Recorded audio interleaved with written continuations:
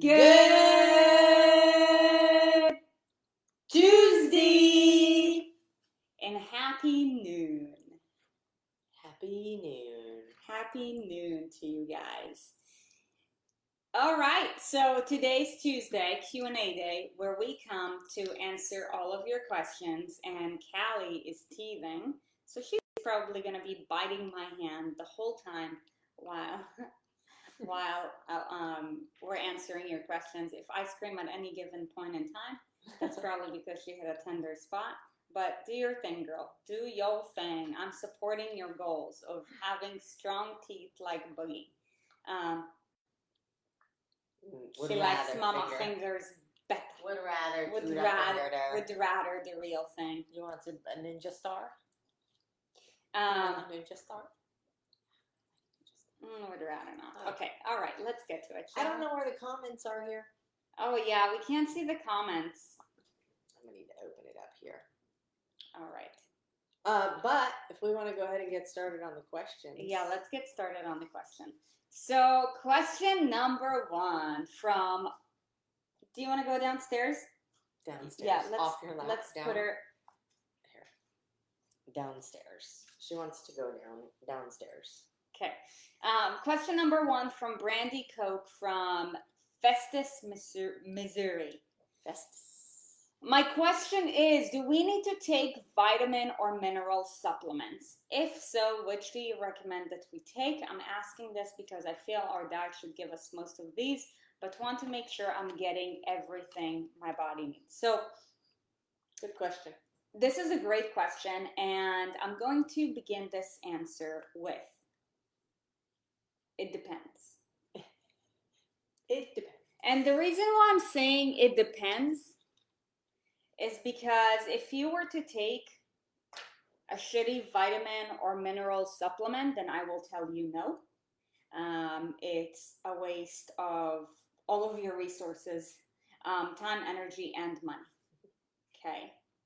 However, generally speaking, if we know that we have access to a powerful source of vitamins, minerals, and phytonutrients that our body can absorb way better than food, then my answer to you would be yes.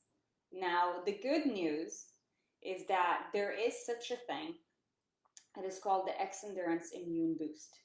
Both Erin and myself take it, and I will tell you why.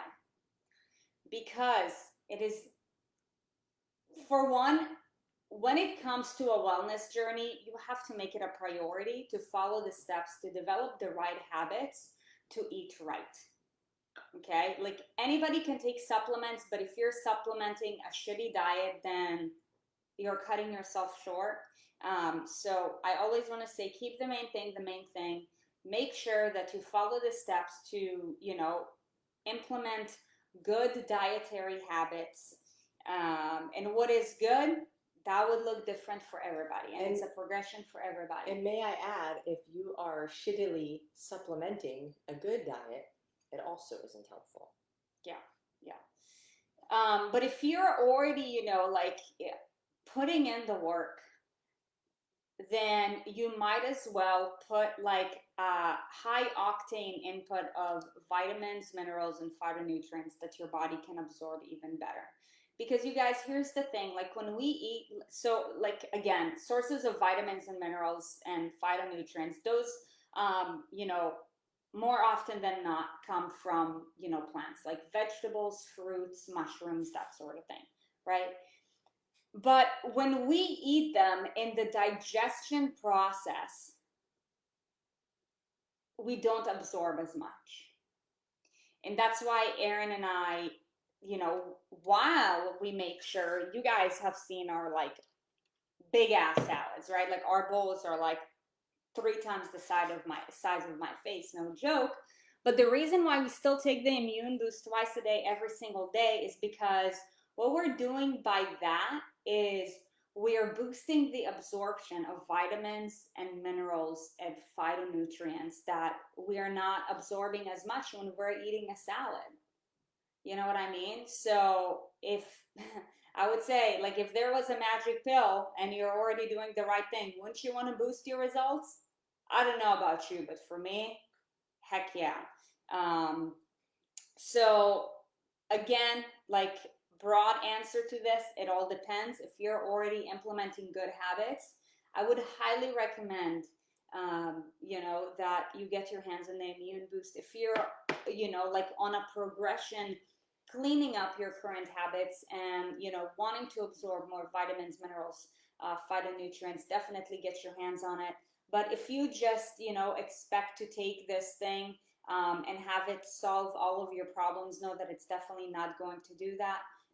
However, the absorption rate of these things are way higher because Sandy, the founder of X Endurance, he taught us that because I asked him that question. I challenged him with this question. I'm like, why would you recommend this to somebody who already eats a clean diet? And he's like, because in life, sometimes it's not just what you eat, it's what you absorb. And that's why they Always created in that. life. So, what is that word? Culminated? Something with the CH that makes it absorb. Well, it's like the best way to describe it. This is just with the X endurance. So minerals are difficult to absorb because they're like rocks. So when you have like receptors in your cells, and when he took the best way to describe it is like when like your body will absorb an amino acid or recognize an amino acid as a building block. So it wants to pull whatever that amino acid is into the cell so it can be in recovery.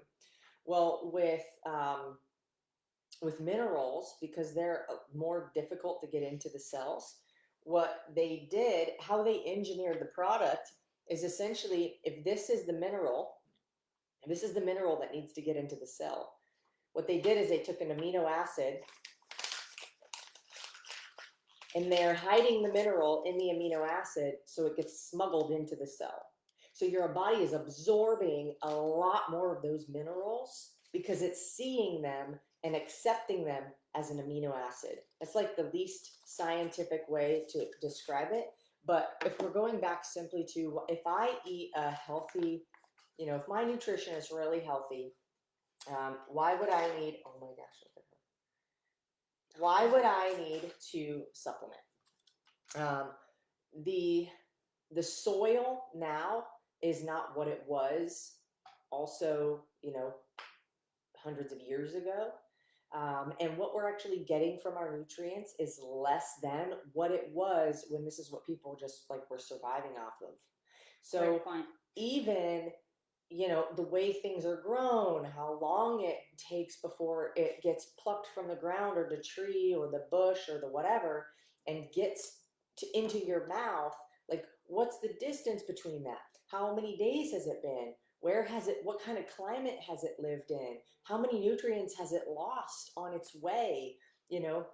And so even if you are eating a lot of vegetables, it doesn't necessarily mean that you're absorbing the maximum amount of potential that that vegetable has for you. So, you have to consider a lot is lost. And, I, we, like Sarit said, we take supplements every day, vitamins, minerals, joint health, anti-inflammation, these kind of things. Yes, they can be eaten in food, but you're only going to absorb so much of it. And when you can engineer it into a supplement form and you actually do a great job at engineering it, you're going to absorb that at such a higher rate, and it's going to have such a more potent effect on your internal system.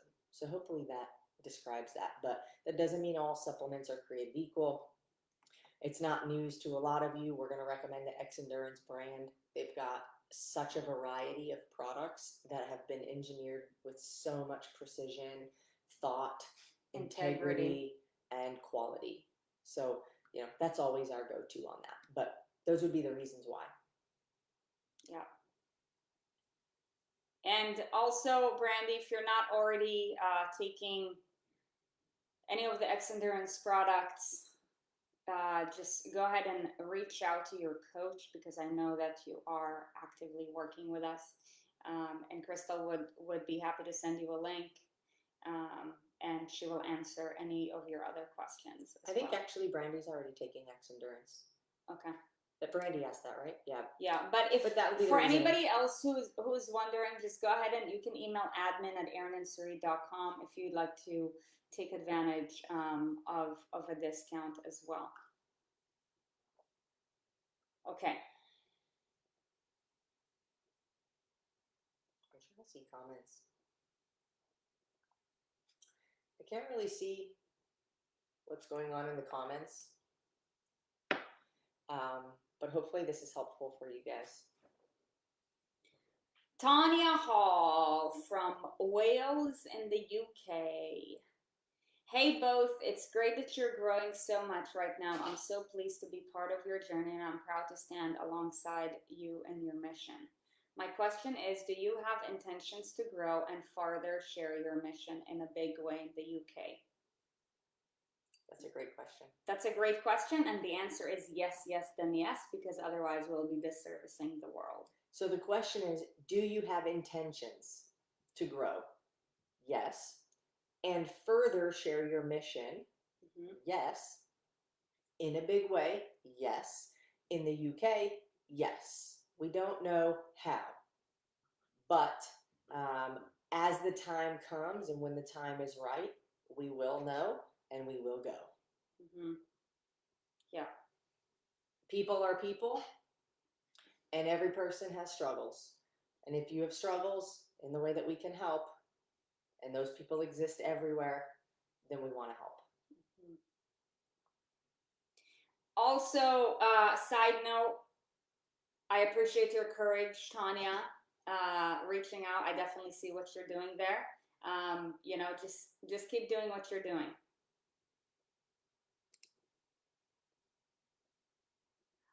Audrey Bronkema from Michigan, West Side, Best Side. That's funny. I see you, girl. All right. I recently had an in-body scan. My body fat percentage is 12.6. Wow. The scan and courage, are we going to keep reading? Yeah. Well, just I'm a little confused just by that. I mean, we'll talk about it in just a second. The scan and courage, I add 6.6 mass body fat. Is this necessary? How do I go about doing this in a healthy manner without adding fat? This is a great question, and by the way, congratulations. I mean, I have seen you in person, and you're very lean.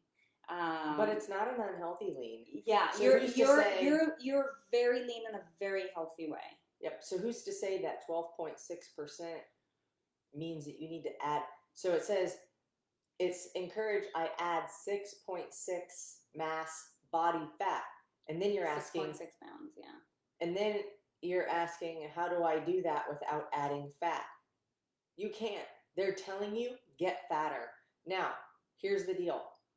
If you feel healthy, like legitimately healthy, body, mind, soul in alignment. Body, mind, soul in alignment. You feel energized. You feel strong.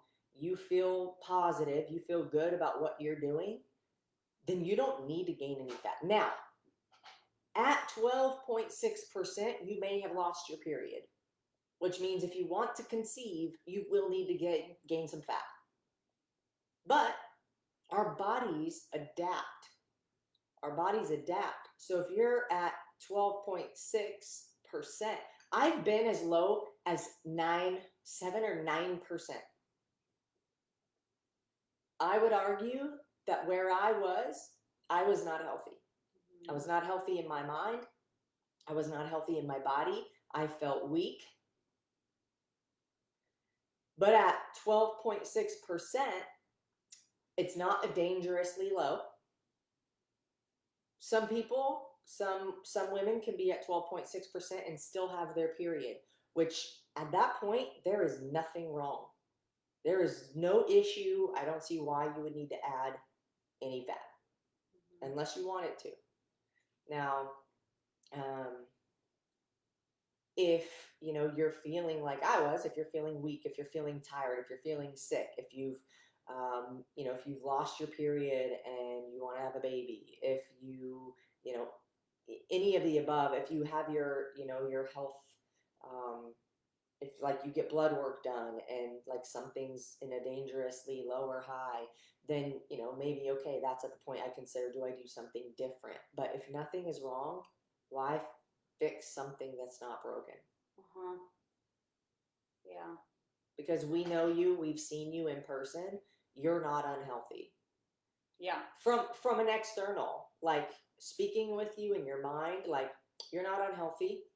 We've all got struggles, but it's like, the way that you got to 12.6% has been just lifestyle habits that you've had. It's not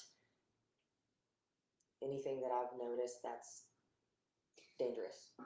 I also want to talk a little bit about these scans. So for one, the in-body scan is a lot more accurate than a lot of the other ones out there, and it measures more than just BMI, and we appreciate it.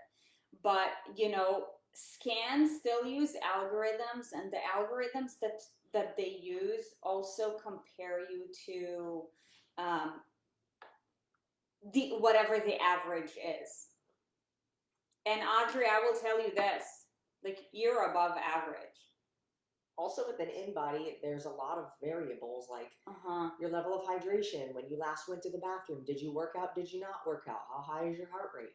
If you drink a lot of water and you're extremely hydrated, the electrical current moves through your body faster. The idea is to see like how fast does this electrical current move through my body, and the more body fat I have, the slower it will move, because the fat cells are what slow the current down. But if I'm also really dehydrated, I'm going to slow the current down. So there's so many variables that it's like, okay, well, what state were you in when this was taken? Yeah. So I would say, take that with a grain of salt. When it comes to in-bodies, what matters most, and I was having this conversation with somebody else as well today, what matters most is not that particular number, because there's always going to be a deviation unless it's like a DEXA scan. It is the overall trend. I would even say hydrostatic. Hydrostatic. Yeah. Right. Yeah, but you know what is better than any scan, any hydrostatic weight, anything, is your intuition. Am I feeling healthy or am I not? Mind, body, soul. Do I have any limitations whatsoever? If so, what are they? Yep. Am I not satisfied? Am I not satisfied? Any like person who really wants to achieve greatness is like never satisfied. Right. But can I legitimately say that where my body is right now, like I am happy? Where my mind is, my relationship with food, my relationship with myself, my relationship with my body, where are those things? Am I happy? Am I healthy? Your intuition will tell you so much more about that than any kind of scan will. Mm-hmm. Mm-hmm. So take that into consideration. Yep. All right. Bethany Himmel from St. Louis area, Illinois. St. Louis area. Somewhere around St. Louis. St. Louis. Isn't St. Louis in Missouri? Is Missouri by Illinois? Yeah. It probably is. Yeah. All of these St. Midwestern states. Area, Illinois. What is the minimum burn zone sessions you need to do per week to make it worth it and still get gains? Depends. Yeah. Over winter. Keep reading. Okay, I'll just read the entire question. I'm just like, okay, how am I going to execute it? Should I answer it one at a time or all at once? Over winter, 3 to 4 was doable as cycling was off season. Now with the sun out, it's tough to get more than 2 burn zones per week as a cycle, at least 3, and the balance of not being sore from burn zones to be able to ride what the struggle is. Thanks, Bethany. This is a great question. Thank you so much for asking that. So again, to answer your question, it depends. And thank you for giving us a little bit more data here, because obviously cycling is, something that you do on a regular basis, especially, during the warmer months of the year this time around. So the reason why I'm saying it depends is because, when it comes to your goals, we need to know what is the hierarchy of your goals, right? Like we have longevity goals, we have body composition goals, and we have performance goals. So now if you're like, I have a race coming up,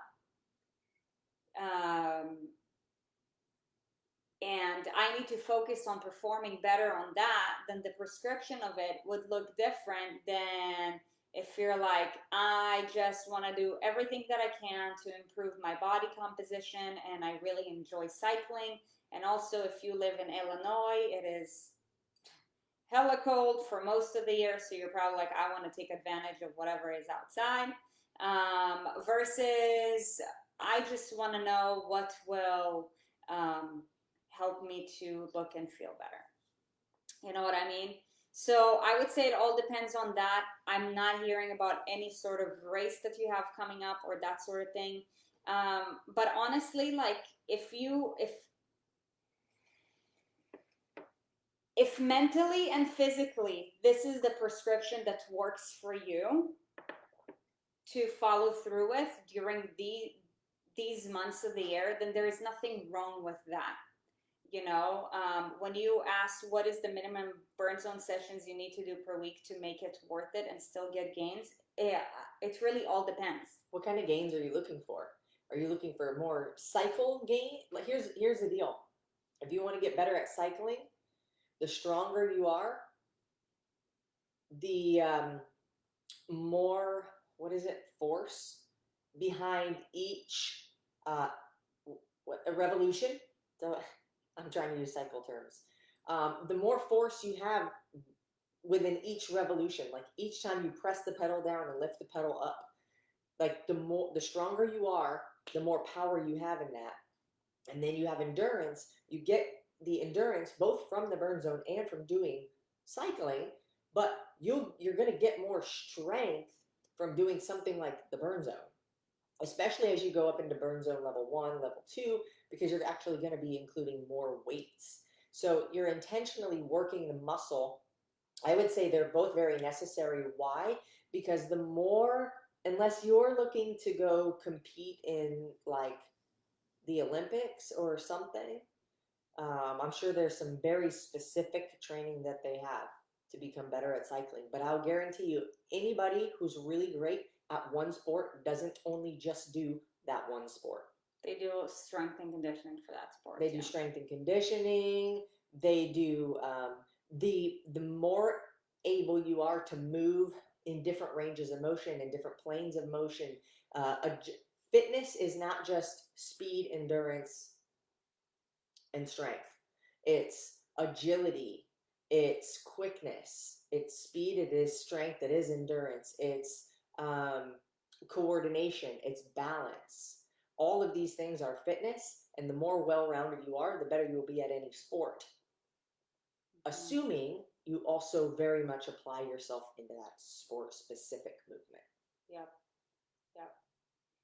I don't know if that helps or not. So, it seems as if right now, like, honestly, like, to specifically answer this, I would like a little bit more data, but, it sounds as if, like, you're working the plan, and that is really the most important thing.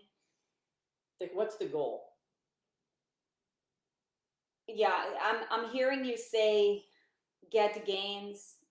If gains is the primary goal, then I would say you might actually want to do probably 3 burn zones per week and 2 cycles, because cycling does not help you get gains. Cycling helps to improve your endurance, which is a completely different energy system than the burn zone.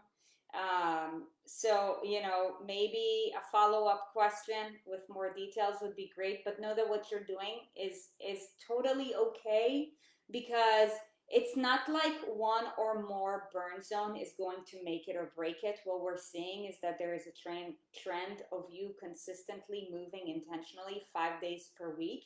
And that in and of itself is moving the needle forward. Okay. Now, if we have more specific goals with regards to you, we just need a little bit more data, and that'll be that. But that's a great question, Bethany.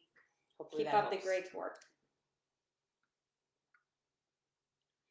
Tracy Clapp from Grand Junction, Colorado. If you have to stay up late for work and your cortisol levels raise, how can you lower those levels to reduce sugar carb cravings? Well, how are you measuring your cortisol levels? And how do you know they're going she's up? probably assuming that it's going up because she's getting sugar carb cravings and she's staying up late. We were having this conversation in the inner circle, I think 2 weeks ago. But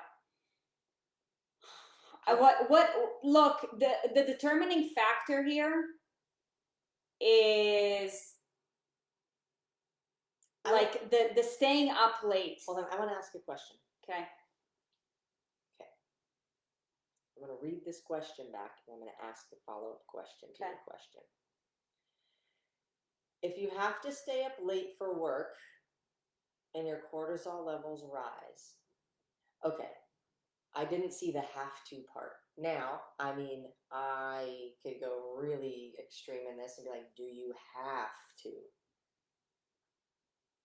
Yeah, or I mean, you might not have your job, so that's why that's an extreme question. But I read this initially as like, oh, if you're staying up late for work and your cortisol levels rise, I'd be like, well, then how do you think you lower them? And that answer would be by not staying up late. But it seems like in order to do the job that you have chosen to be in, it requires you to be up late, is what I'm reading, right?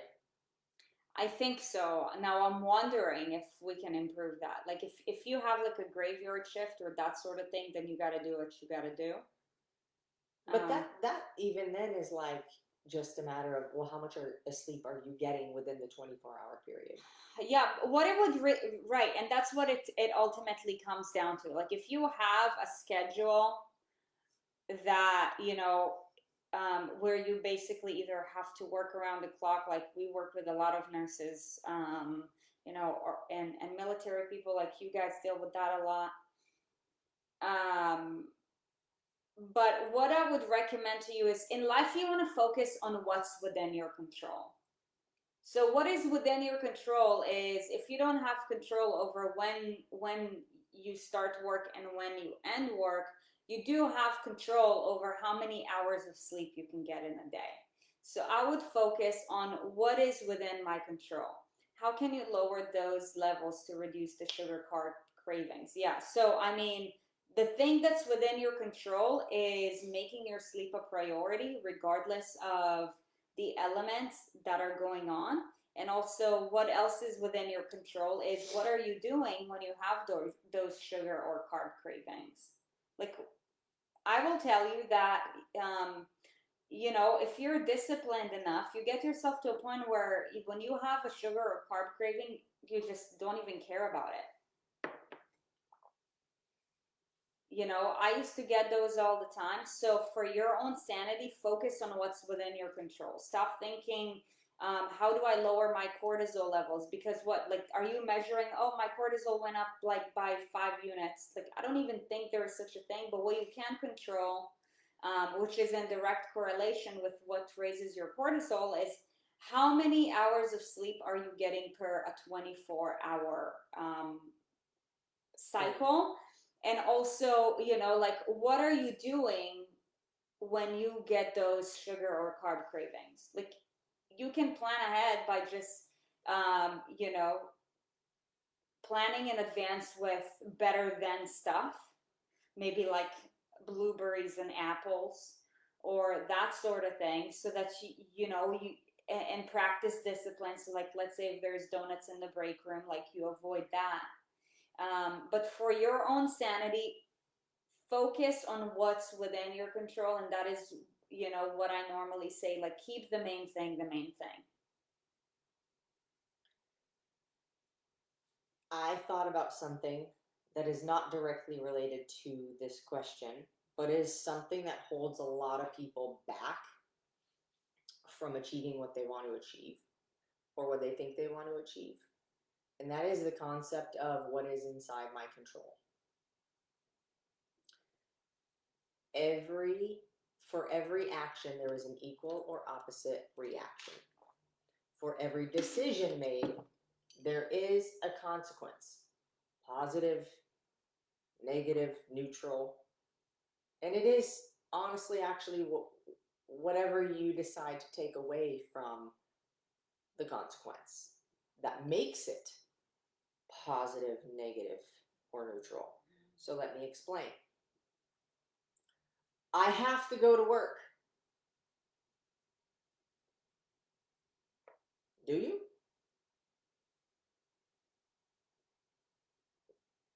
This is the reason that I bring this up is not, Tracy, this has nothing to do with you or me telling you what you need to do. But this is just something that holds a lot of people back. And and this message is for anybody, for one, in a free country, for two, who's been held back by thinking that you have to do things that you really don't have to. You just don't want the consequence that comes with you making a different choice. Amen. If you choose not to go to work, you don't get paid from that job. If you don't get paid from that job, you might not be able to live in the house that you have. If you don't live in the house that you have, that may mean that you're homeless. If you're homeless, life may be more difficult, right? So it's like these are but you do have a choice. Mm-hmm. Free country, your choice. So think about the things when you say I can't. The only thing that I want to say in this is it can be, whatever the thing is, I can't blank. I want you to ask yourself, what if I did? What if I did? Or I have to blank. What if I didn't? What if I didn't do that thing? What would happen? Most of the time we use have to and can't in replace of what should actually be said, which is choose to or choose not to. Because I don't want that consequence, or I do want this consequence. Right? Amen. Sarit and I work our asses off.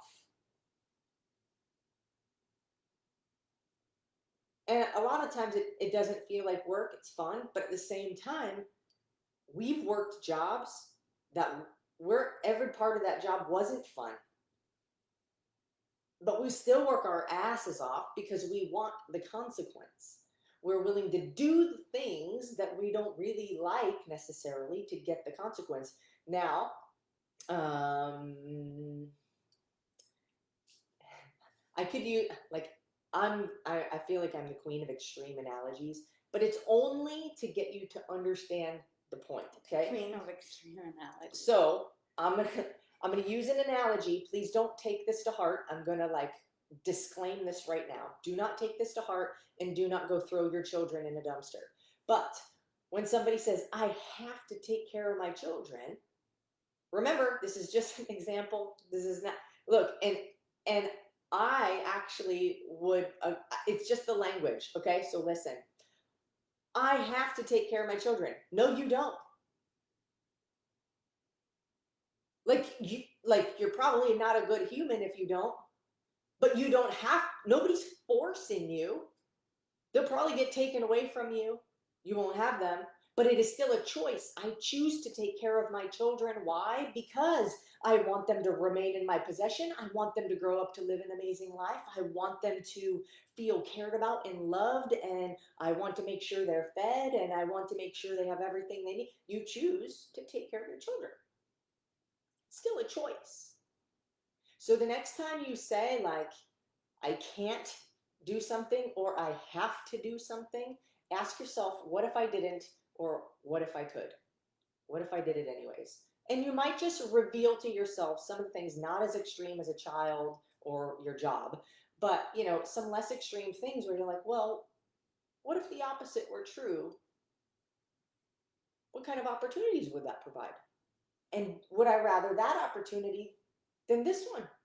Huh? Huh? I don't know. I don't know. It's ridiculous. I have to show you guys something. Can you show them through here? Yeah.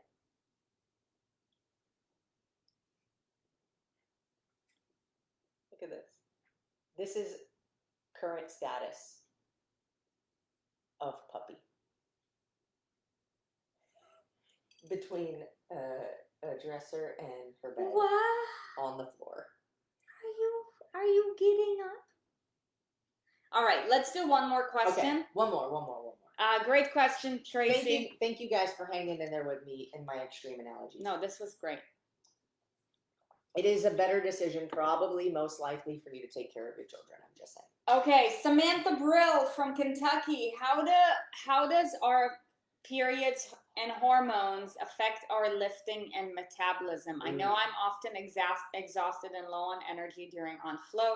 Should we be eating and working out differently during that time of the month? Thanks, y'all. Great question. Is a fantastic. This is a great question, and during our period and right before our period, our lifting is affected very much so. And a lot of you guys are probably having light bulb moments, like that makes a lot of sense. You guys, in fact, like, you know, for anybody who does heavy lifting and you actually like know your numbers for your lifts around this time of the month, like when you know your numbers and then you know what you're capable of, but you do the same lift around the time of the month, like you might actually only be able to execute like at 80% even when you go all out. So to really answer your question, should we be eating and working out differently during that time of the month? No, just do your best. The workouts are going to feel harder. The weights are going to feel heavier. That doesn't mean that you shouldn't push as hard. Should you be eating differently? No. It does affect your lifting. I don't know if it affects, does it affect your actual, I don't think it affects your actual metabolism, because metabolism is the metabolic use of like energy. Yeah. Right. Like how fast are you burning energy? But actually the definition of metabolism is the body's like how function. Efficiently are you converting food into energy? The chemical processes that occur within a living organism in order to maintain life. But it's basically the speed in which you convert food into energy. So I will give you guys a blanket statement. During the first day of your period, a woman can burn up to an extra 300 calories. However, it's only one day, it's only 300 calories. Don't go change things around. So keep your habits the same, keep lifting the same, follow the same thing that's been working for you. If it feels differently, oh well. I would say every day in our life feels different anyways.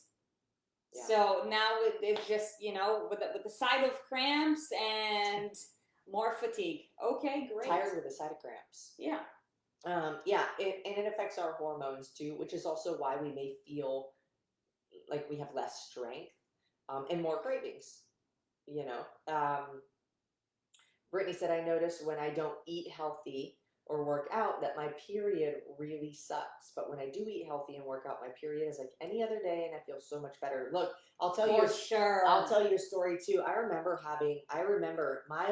my periods when I was younger, man, I'm not here to compare to anybody else. I just know for me that shit sucked. Whatever it was, you know, insane cramps, like for like 2-3 days, keeping me up at night, like difficulty sleeping, like bad. And I know some people get like nauseated from their cramps, like, but I think back to when I was in that position, and now I'll tell you now, when I get my period, first day sucks. First day sucks, but it's like a quarter of what I used to feel. Yeah. And it lasts for one day, and then literally the next like 3 to 4 days are almost nothing. Like just not feeling nothing, flow almost nothing. And I really, really am 1000% convinced that it has to do with the way you eat, the way you treat yourself, how fit you are. Yeah. I will tell you this, like at this point in my life, because I've been so consistent for such a long period of time, for one. A long period of time? A long period. Oh, got it. It's not a funny joke when you have to explain it. This But is my life. but I'm really grateful because at this point in my life, my periods work with me.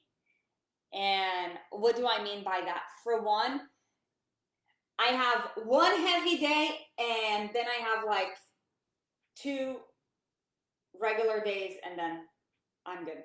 But my heaviest day now comes right around my rest day. It's almost like clockwork. It's like my body knows.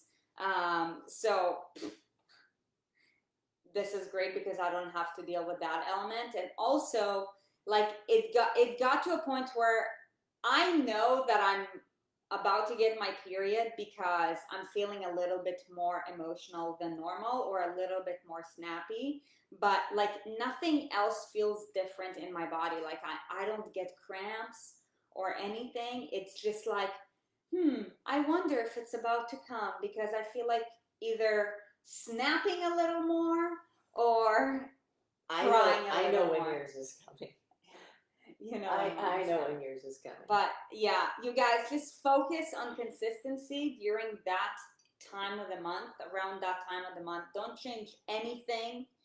And I can tell you from my own experience, if you follow through with that for enough time, you know, your periods will start working with you too. I'll tell you, on that one tough day for me, I will allow myself to have like an extra meal. Do I do it intentionally? Ooh. I mean, I would, and it's just like a meal that I would have otherwise. It's not like, oh, I'm gonna have a Snickers bar now. It's like, right. you know, I'm not gonna feel bad about having another meal if I feel extra hungry today. And I don't feel bad about it because it's not like like I said, I'm not going to eat cereal with ice cream with cereal on top. And like cookie pieces crumble on top. Like I'm not, like it's normal food that I would normally eat. I'm just not gonna feel bad about eating a little bit extra because I normally do feel really hungry that day. And I would rather just have myself an extra meal that day than feel fucking hungry all day. So that personally, I don't feel extra hungry. But yeah, if you feel extra hungry, then have a meal. Just don't eat like an a-hole. Don't eat like an asshole. Definition of eating like an asshole. All right, you guys.